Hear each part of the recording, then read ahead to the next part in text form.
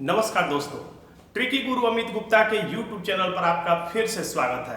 आज मैं आपको पासा का एक टॉपिक बताने जा रहा हूं, जिसमें परीक्षा में पूछा जाता है कि एक पासा देगा और पूछेगा कि दिए गए पासे में किसी सतह के विपरीत सतह क्या होगी। इससे पहले भी मैंने पासे से संबंधित 2 वीडियो अपलोड किया हुआ है, जिसमें एक वीडियो में मैंने बताया है कि जब 2 पासे हों तो प्रश्न को कैसे सॉल्व करते हैं, और एक वीडियो में मैंने बताया है कि जब 2 से अधिक पासे दिए हुए हों और विपरीत सतह पूछे तो प्रश्न को कैसे सॉल्व करते हैं। लेकिन आज का टॉपिक है पासा जब एक देकर विपरीत सतह पूछे तो प्रश्न को कैसे हल करते हैं। जब एक पासा दिया हो तो ऐसे प्रश्नों को सॉल्व करने के लिए हमें पासा की कुछ फंडामेंटल बातों को हमें जानना जरूरी है। तो आइए जानते हैं।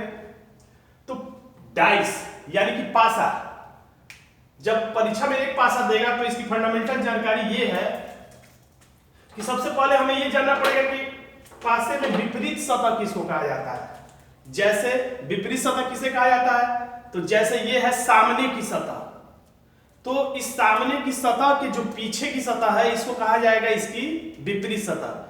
पीछे वाले सतह के विपरीत में आगे वाली सतह, और ये दाएं वाली सतह के विपरीत में ये बाएं वाली सतह, और ये ऊपर वाली सतह के विपरीत में ये नीचे वाली सतह, यानी इसे विपरीत कहा जाता है। 90% प्रश्न परीक्षाओं में पासे से संबंधित विपरीत सतह ही पूछा जाता है। तो जब एक पासा देकर पूछे कि विपरीत सतह किसी सतह की, तो हम कैसे प्रश्न को सॉल्व करेंगे।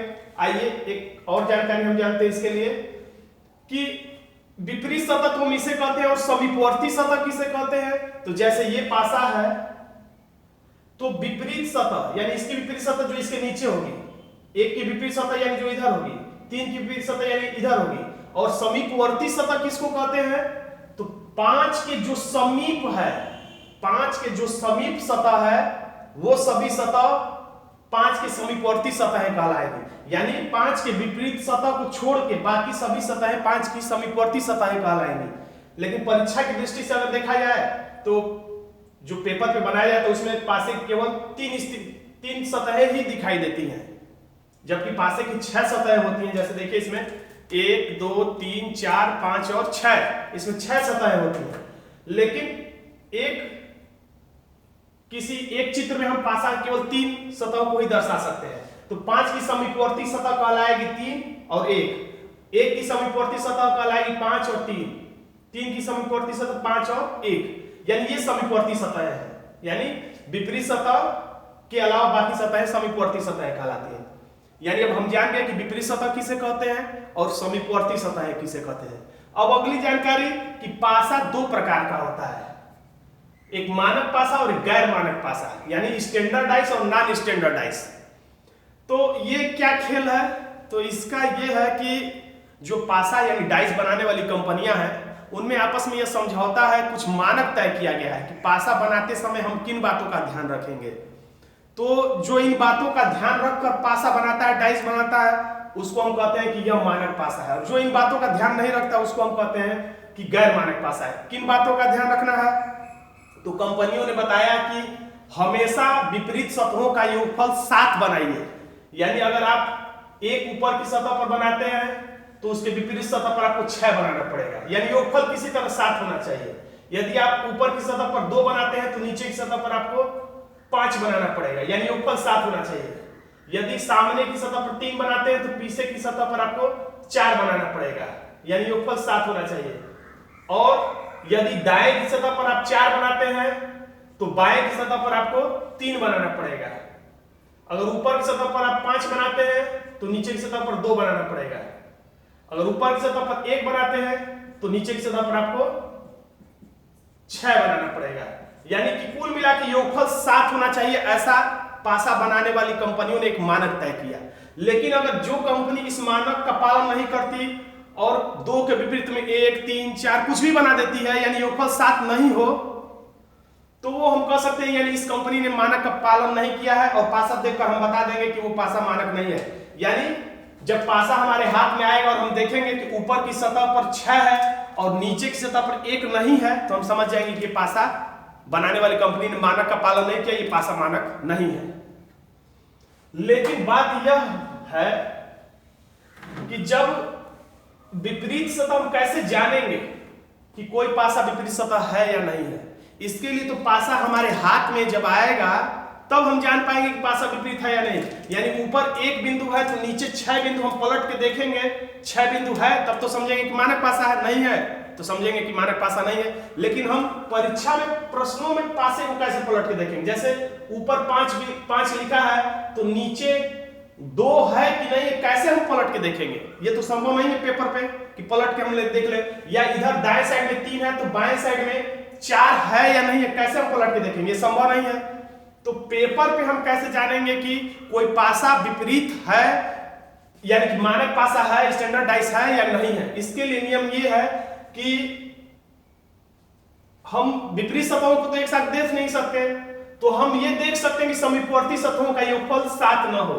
यदि समीपवर्ती सतहों का योगफल 7 है तो वह पासा मानक नहीं है। देखिए हमेशा ये लोग याद रख लेते हैं विपरीत सतहों का योगफल 7 होता है, और अगर ऐसा भी दिख जाए जैसे 4 3 7 तो वो समझते हैं कि योगफल 7 हो गया तो वो विपरीत सतह 7 है, ये समझ जाते हैं कि 7 है और उसको कह देते हैं कि मानक पासा, जबकि ऐसा नहीं होना चाहिए। समीपवर्ती सतहों का योगफल 7 नहीं होता है, इसमें विपरीत सतहों का योगफल 7 हो तब मानक पासा होता है। और जब समीपवर्ती यानी दिखाई देने वाली 3 सतहों में से किसी 2 सतह का योगफल 7 हो जाए तो समझ जाइएगा कि वो मानक पासा नहीं है। जैसे कि प्रश्न नंबर 2 में देखिए 4 और यहीं पे 3 7, यानी कोई भी 2 सतह यानी 4 2 या 4 3 या 2 3 या 3 4, किसी भी दिखाई देने वाली 2 सतहों का योगफल यदि 7 हो जाए तो वह पासा मानक पासा नहीं है। इसको समझने के लिए इस तरह से भी देखिए, 3 यहां है तो मानक पासा में क्या होता है, विपरीत सतह पर योगफल 7 होने के लिए 4 इधर होना चाहिए, लेकिन 4 यही दिखाई दे रहा है, यानी ये मानक पासा नहीं है, गड़बड़ है।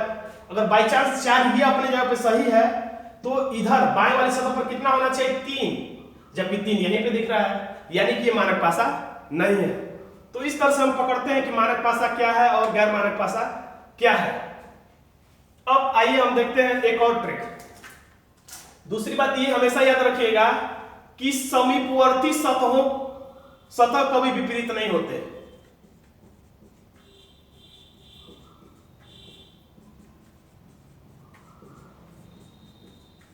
ये हमेशा याद रखिएगा, ये भी एक ट्रिक के रूप में कभी आप परीक्षा में इस्तेमाल कर सकते हैं। 1 पासा में, 2 पासा में या 3 पासा में भी कभी कभी आपका प्रश्न का आंसर सही आ जाएगा।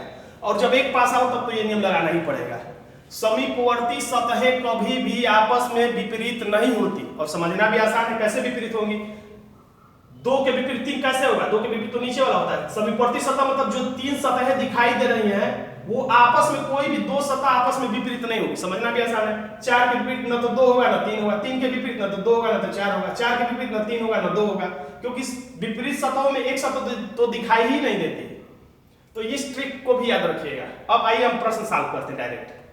तो अब स्टेप देखिए क्या करना है आपको। सबसे पहला काम, जब एक पासा दे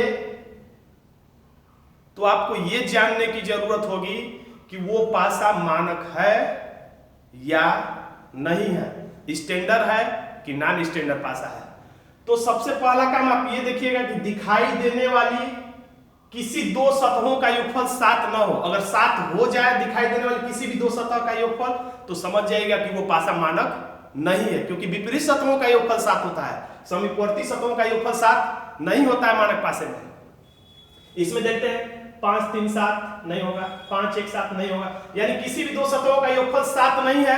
तो हम पासे के प्रश्नों को लगाते समय ये मान लेते हैं कि ऐसा पासा मानक पासा है, जबकि ये जरूरी नहीं है, लेकिन प्रश्न लगाते समय ऐसा माना जाता है कि जब किसी भी 2 सतह का योगफल 7 नहीं है तो यानी विपरीत सतहों का योगफल ही 7 होगा, यानी ये मानक पासा है।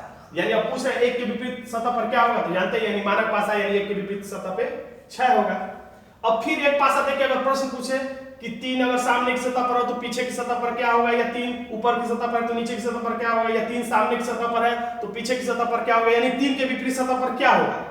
तो पहला काम आपको ये खोजना कि ये पासा जो दिया हुआ है मानक है कि गैर मानक है।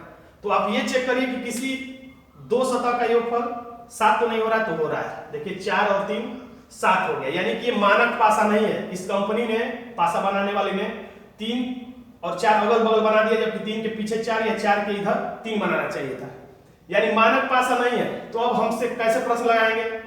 अब अगर ये आप बता देंगे 3 के विपरीत में 4 होगा तो आंसर गलत भी हो सकता है।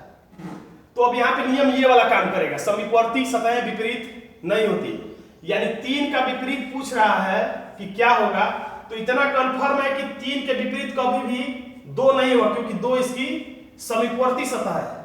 3 के विपरीत 4 भी नहीं होगा, क्योंकि 4 के 3 की समीपवर्ती सतह है, और 3 के विपरीत 3 तो होगा नहीं, क्योंकि रात का विलोम शब्द रात और दिन का विलोम शब्द दिन तो होता नहीं है। तो न 3 होगा, न 2 होगा, न 4 होगा, तो होगा क्या? तो जो बचा है वही संभावना है। तो 1 से सोचना शुरू करिए, 1 है नहीं, यानी 1 हो सकता है, 2 है तो 2 है, 3 भी है, 4 भी है, यानी 5 नहीं है और 6 नहीं है, यानी कि 1 भी हो सकता है, 5 भी हो सकता है, 6 भी हो सकता है।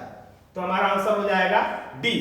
और बाई चांस 1, 5, 6 विकल्प न दे के केवल 5 या 6 दे दे तो उसी को टिक कर लीजिएगा, यानी जो ज्यादा संभावना दर्शाएगा उसी को टिक करेगा। 1, 5, 6 न दे के केवल 1, 5 दे दिया और बाकी सब 1, 1 विकल्प दिया तो 1, 5 को टिक करिए। बाकी 1, 1 विकल्प दिया है और 5, 6 दिया तो 5, 6 को टिक कर, लेकिन जब तीनों ही दे दिया तो सबसे ज्यादा सही, सबसे ज्यादा संभावना दर्शाने वाला विकल्प होगा। तीसरा प्रश्न देखिए, 2 के विपरीत सतह पर क्या होगा? तो देखिए कि पासा मानक है कि मानक नहीं है, तो 6 एक साथ यहीं पे दिख रहा है, जबकि अगर मानक पासा होता तो 1 यहां है तो 6 नीचे होना चाहिए था, 6 यहां है तो 1 यहां पे होना चाहिए था कि योगफल 7 हो जाए, लेकिन समीपवर्ती सतहों का योगफल ही 7 हो गया, यानी दिखाई देने वाली 2 सतहों का योगफल 7 हो गया, यानी कि मानक पासा नहीं है। तो जब मानक पासा नहीं है तो किसी के विपरीत कुछ भी हो सकता है, तो हम क्या करेंगे, 2 के विपरीत पूछ रहा है तो ऐसे लिखा करिए पेपर, ऐसे 2 के विपरीत क्या नहीं हो सकता है, तो समीपवर्ती है तो 1 नहीं हो सकता, ऐसे लिख के काट दीजिए। 6 नहीं हो सकता, 6 लिख के काट दिए, और 2 के विपरीत 2 नहीं हो सकता, 2 को भी काट दीजिए। तो क्या क्या हो सकता है बराबर में लिख दीजिए, तो 1, 2 नहीं हो सकता है तो 3 हो सकता है, 4 नहीं, 4 हो सकता है, 5 नहीं कटा इसलिए 5 नहीं हो सकता, यानी इसको हम कहते हैं निगेटिव तरीके से आंसर को खोजना। जब हम ये ना पता लगा पाए कि आंसर क्या होगा, तो आप ये खोजने लग जाए कि आंसर क्या क्या नहीं होगा। ये जीके के विषय प्रश्नों में भी एक ट्रिक काम करेगा और रीजनिंग के सभी चैप्टरों में काम करेगा। जब भी आपको लगे कि हमें ये नहीं पता चल पा रहा है कि आंसर क्या होगा, तो आप ये खोजने बैठ जाइए कि तब ऐसा कौन सा विकल्प है जो हमारा आंसर कभी भी नहीं हो सकता है। उस तरीके से पता चला कि 3 हो सकता है, 4 हो सकता है और 5, यानी इसमें भी आंसर हमारा डी हो गया। अब फिर एक पासा देकर पूछ रहा है कि 6 के विपरीत सतह क्या होगी। तो सबसे पहला काम हमेशा याद रखिएगा कि पासा स्टैंडर्ड है कि नॉन स्टैंडर्ड है। तो 6, 4 नहीं 7 हुआ, 6 2 नहीं 7 हुआ, 4 2, यानी किसी भी 2 सतह का योगफल 7 नहीं हुआ, यानी ये पासा मानक है। तो मानक है तो 6 के विपरीत सतह पर कितना होगा, 1 होगा। अगर आप इसको टिक करना चाहें तो नहीं हो पाएगा, क्योंकि ये भी वैसा ही है, ये भी 2 विकल्प दर्शा रहा है, तो यानी आपका आंसर 1 सही हो जाएगा।